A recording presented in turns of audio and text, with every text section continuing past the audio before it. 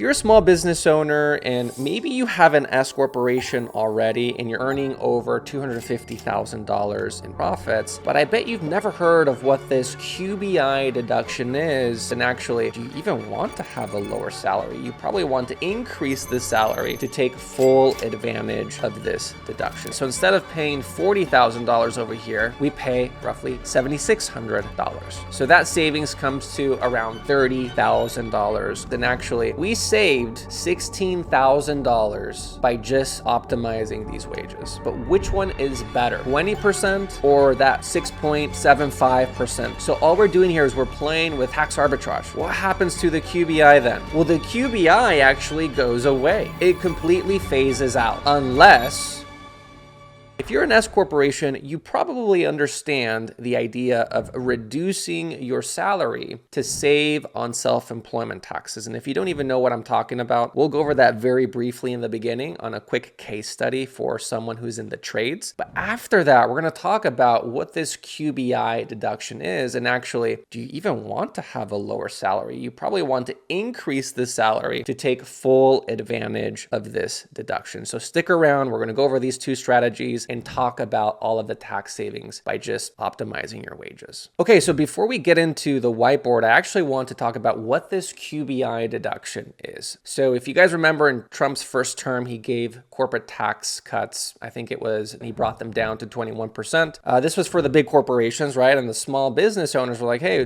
WTF, what are you going to do for us? So he came up with this sort of pass-through entity deduction. So basically, if you're a Schedule C, a sole prop, you just have an LLC, you're an S corporation, a partnership, you are entitled to what's called a 20% deduction on your business income. So a quick example here, you earn $100,000 in business profits. This is not gross, okay? This is business profits, or also known as K1 income. You are entitled to 20% of that as a deduction. So what's 20% of 100 grand? You get a 20 grand deduction. And let's say your tax bracket is whatever, you get half of that as a deduction, okay? So we'll go into the math here really quick, but I just want to give you guys this quick overview on what the QBI deduction and who it applies to. Quick note, if you're a C corporation, you're out of this strategy. C corporations are not pass-through entities. They're actually their own little entity and they don't get this deduction. So if you're an LLC, S corporation, or a partnership, stick around. We're going to talk about this. So we're going to go to the whiteboard and we're going to quickly talk about a company. Maybe you're in the trades. Maybe you're an HVAC, construction, real estate professional, welding, carpenter, whatever. We're going to talk about this specifically because this strategy definitely applies to you. We're going to talk about that here shortly. So let's say you're a small business owner, you're a contractor, and your revenue is somewhere around $1 million. So revenue is before you pay any expenses, right? This is top line income. Let's say you have roughly 50% profit margins, right? So you have 500K worth of expenses. So your profit margins are what? 500 grand, right?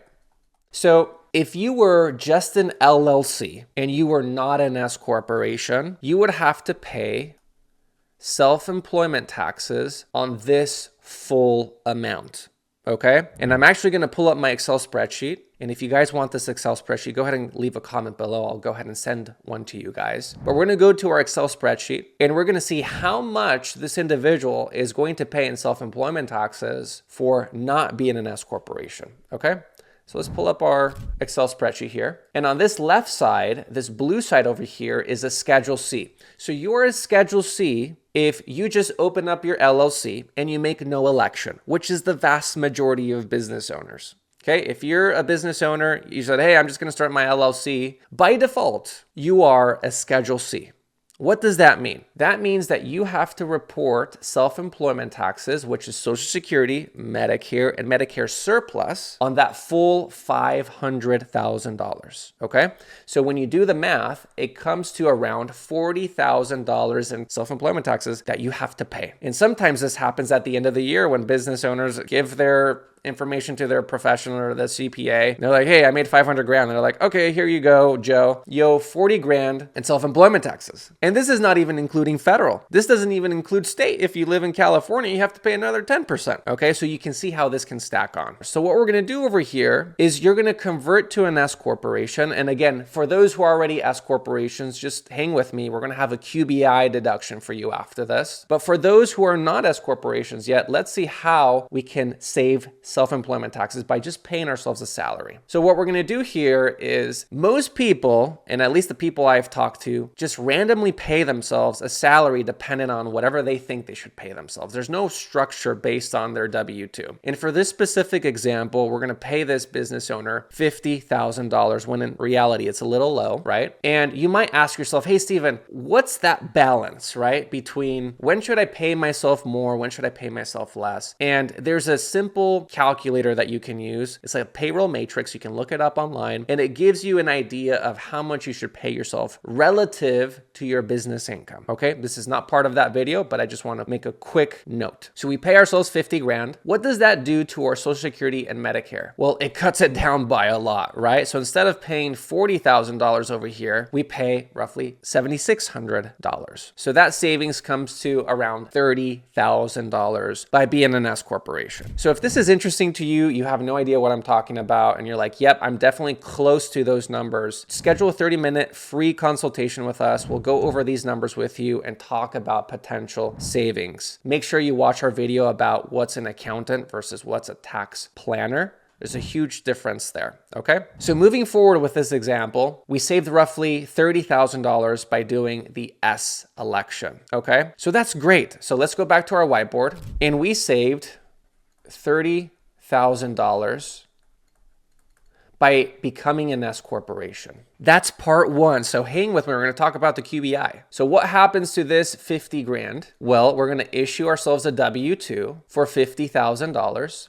Now, since I'm an employee of my own business with an S corporation, when I increase my expenses, what happens to my profit? Does it go up or down? It goes down, right? So my K1, also known as my business income or book income, will go down to what? 450K, right? Because I paid myself a salary. Okay, so stick with me. This is great. Most people don't even have this. Most people are not S corporations. They're not paying themselves a reasonable salary. It's a full disaster. So if you're here watching this video and you're to this point, congratulations, you're doing a great job. However, there's a little bit more that you can do, especially with the QBI. So let's say you're a solo business owner. Again, you're in the trades, and most of your expenses are contractors. You actually don't have a lot of W-2s, right? If you're starting out, typically you have a lot of contractors. You don't have a lot of employees. We can work around the employee strategy. So what are we going to do here? We're going to talk about this QBI. So let's scroll down here a little bit. Let's put the QBI right here. Right?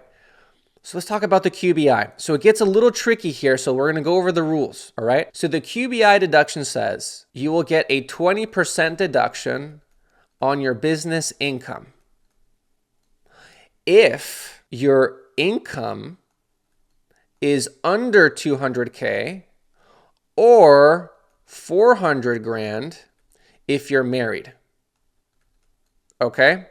That's if you're under that amount. So everybody gets the QBI deduction, okay? Let's go back to the camera real quick. So if you're anyone, you can be a hairdresser, you can be a mechanic, you can be a doctor, a financial planner or a tax planner, an accountant, a bookkeeper. If you're under that amount, 200K for single or 400K if you're married, you get the 20% deduction. Super easy. Everyone gets that deduction. What happens if you're over that amount? All right, this is where complexity comes into place. So it gets a little bit tricky. Let's say you're over that 200K in income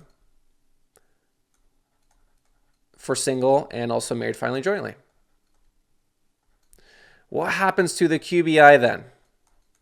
Well, the QBI actually goes away. It completely phases out unless you are not what's called an SSTB.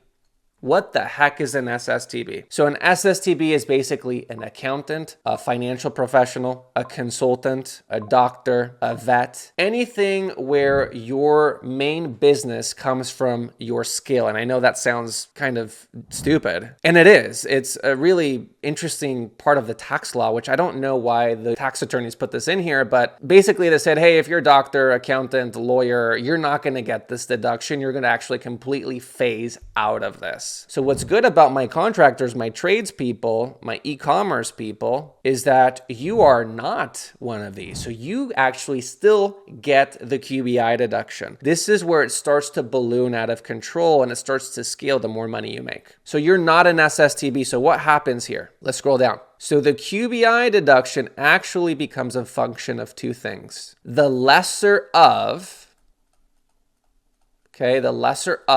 50% of the W-2 wages, which is really interesting, okay, or 20% of the qualified business income, okay? So I know this sounds super confusing, but stick with me here. So you're earning $500,000, you're in the trades, you're crushing it. This is your take-home money. So if we go back to the previous scenario, right? Let's go back up here and let's start using these numbers over here, right? Let's change colors so we know what we're talking about, okay? Let's go with green. So let's say you paid yourself $50,000 as a salary because you're like, whatever, like, I don't know, my accountant told me I should pay myself a salary. I just paid myself 50 grand. Okay. So we're gonna actually plug that 50K over here, okay? So this is a formula, all right? So we're gonna see what the deduction is. Let's go back to the K1 over here. All right, what's my K1? My K1 means business income, or my book income is $450,000. $450,000.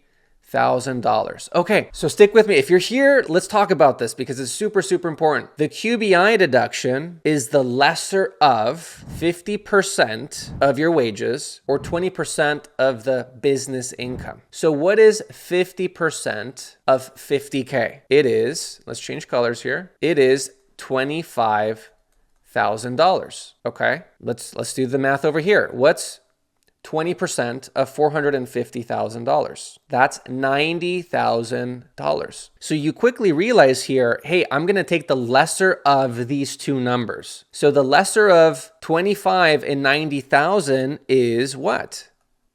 $25,000. And let's say you're in the highest tax bracket of 37%. What are the savings for that? Okay, take the 25, multiply it times 37%. Let's just call it $10,000 in tax savings. So what I'm actually going to do right here is I'm going to move this whole thing to the side, and we're going to do a very similar study with the actual wage that we want to pay ourselves, okay? All right, so now we're going with the second scenario where we're going to optimize these wages. If you remember in the left side over here, we had a $10,000 tax savings or a $25,000 deduction. So we're going to try to maximize this deduction for the optimal tax savings, okay? So what we're going to do here is we're going to take the 50K and we're going to add the 450, okay?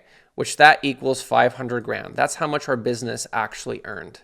So what we're going to do is we're going to multiply that 500K times, this is the number, this is the magical number, 28.5%. That equals $142,500. What does this mean? With this formula, it's telling us your optimal QBI wage is $142,000. Okay, so let's plug those numbers in. What happens if we add $142,000 over here?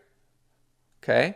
And what happens when we increase our wages? If we increase our wages, does our business income go up or down? My W-2 goes up, my business income what? Goes down. So we're gonna do the math here. We're gonna subtract this 142 minus 500K. So my business income is $358,000. Now let's apply this QBI rule, the lesser of 50% of our W-2. What's 50% of $142,000? It is $71,000. Okay, let's do the same math over here. What's 20% of $358,000? It happens to be about the same. So when you find parity between these two numbers, that means that you fully optimized the QBI deduction. So your deduction is going to be $71,000.